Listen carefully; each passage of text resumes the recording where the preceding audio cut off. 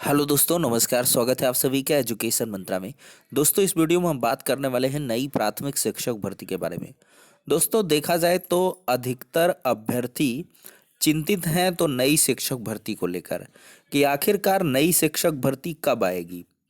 और इसके संयोग जो गुणागणित हैं वो काफ़ी जटिल हैं।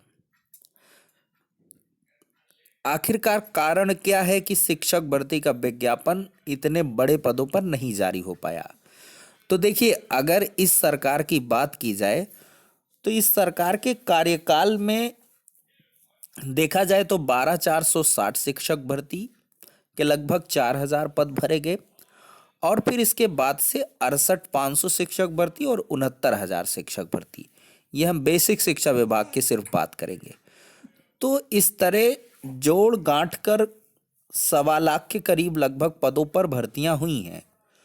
तो ऐसे में एक बड़ी भर्ती इसी कार्यकाल में दे पाना शायद मुश्किल रहा। इसी वजह से 17,000 पदों पर विज्ञापन जारी करने पर तो सहमति बन रही थी, लेकिन एक बड़ी शिक्षक भर्ती को देने के लिए यहाँ पर कहीं ना कहीं जो पार्टी के प्रतिनिधि थे उन्होंने भी नकारा सीधे शब्दों में।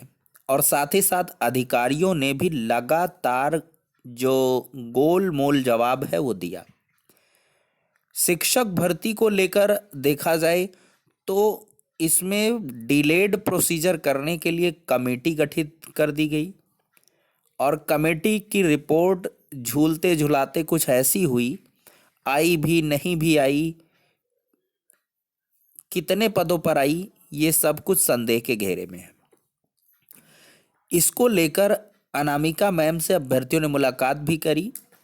तो उनके द्वारा पिछले बार मुलाकात में कहा गया था कि कमेटी की रिपोर्ट आई है, उस पर हम शासन को फॉरवर्ड करेंगे, जैसे जो कुछ होगा वो बताएंगे। लेकिन अब कल परसों की डेट पे मुलाकात हुई अभ्यर्थियों की। तो क्या हुआ कि अनामिका मैम के द्वारा जो है ये कहा गया कि रिपोर्ट को लेकर अब सवाल जवाब करने का वक्त नहीं है, चुनाव आचार संहिता लग गई।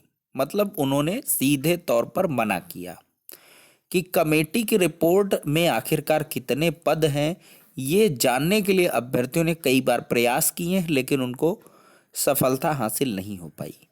तो आखिरकार कमेटी के पीछे का सच क्या है, उसमें क्या इतने ज़्यादा पद हैं जिनको अधिकारी बताना नहीं चाहते, या इतने कम पद हैं कि बताना नहीं चाहते। क्योंकि आरटीआई जो है वो बता रही है कि लाखों पद रिक्त हैं। बेसिक शिक्षा विभाग के कुछ अधिकारी हैं, उनके द्वारा मतलब कह लें कि अनऑफिशियल ढंग से बड़े पदों के रिक्त होने की बात कही जाती है। तो इन सभी पर देखा जाए तो क्या पदों की गुणागणित इतनी कठिन है या जटिल है जिसको अभी तक सुलझाया नहीं गया और चुनाव आचार संहिता लग गई। तो इसी को लेकर अभ्यर्थी अब लगातार प्रयास कर रहे हैं, चाहे सपा हो, बसपा हो, भाजपा हो, कांग्रेस हो, सबके द्वार जा रहे हैं, चाहे आम आदमी पार्टी हो, सबको यहाँ पर रडार पर ले रहे हैं अभ्यर्थी कि आप चुनावी घोषणा पत्र में साफ तौर पर मेंशन करिए कि चुनाव के खत्म होते ही, सरकार बनते ही पहली कैबिनेट मीटिंग में आप बड़ी शिक्षक भर्ती की घोषणा प्राथमिक शिक्षा विभाग में करोगे। तो कुल मिलाकर ये सबसे बड़ा मुद्दा अब तक का बन चुका है, प्राथमिक शिक्षक भर्ती घोषणा पत्र में सम्मिलित हो। और विश्वास मानिए दोस्तों, अगर घोषणा पत्र में ये भर्ती शामिल हो जाती है तो अवश्य ही, चाहे वो भाजपा की सरकार बने चाहे सपा की बने, क्योंकि यही दो लीडिंग हैं ही उत्तर प्रदेश में, और तो कोई प्रतिद्वंदिता में आ नहीं रहा है। वर्तमान परिदृश्य को देखा जाए तो या तो भाजपा या तो सपा, दो में से एक की ही ज़्यादा प्रोबेबिलिटी बन रही है। तो इसी वजह से देखिए, यहाँ पर संभावनाएं बन रही हैं कि नई शिक्षक भर्ती तो आएगी।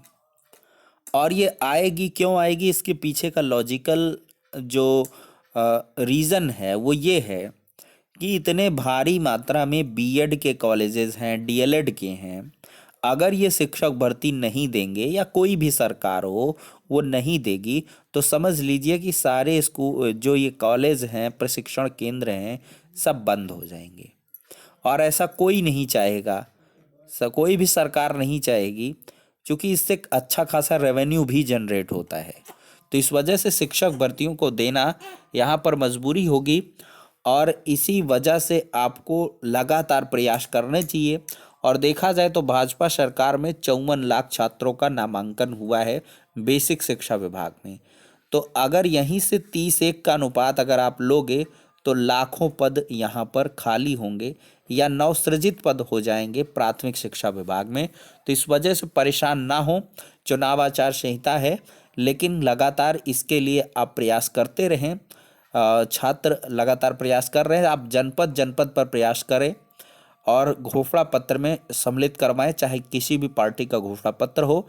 और जो प्रिपरेशन है वो आप लगातार करते रहें। और यहाँ पर ये संभावना अवश्य है कि जैसे सरकार बन जाएगी तो आपको फिर से उसी प्रकार की सारी स्वतंत्रताएं मिल जाएंगी। एकजुट होने की, धरना प्रदर्शन या ज्ञापन या कुछ भी आप कर सकते हैं, लेकिन अभी चुनाव आचार संहिता के दौर में ये सब चीज़ों पर मनाही ही रहती है। तो इस वजह से एकजुट रहें, संगठित रहें और शिक्षक भर्ती की लगातार तैयारियां करते रहें।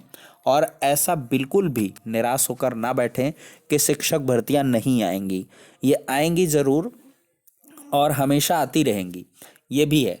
तो फिलहाल के लिए यही था कि एक बड़ा मुद्दा है शिक्षक भर्ती का और इसका आना तय है। तैयारियां आप लगातार करें और साथ ही साथ प्रयास भी करते रहें। तो इन्हीं बातों के साथ वीडियो सेशन को करेंगे एंड, नेक्स्ट वीडियो में मिलते हैं।